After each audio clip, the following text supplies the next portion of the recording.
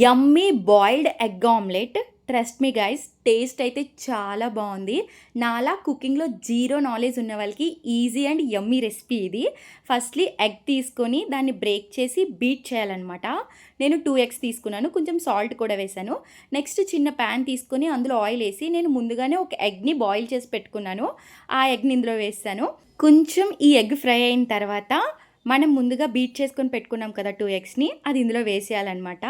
వేసేసిన తర్వాత కొన్ని ఆనియన్స్, కరివేపాకు, కారం, ధనియాల పొడి అనేది ఆప్షనల్, మీకు ఇష్టం ఉంటే వేసుకోండి లేకపోతే లేదు.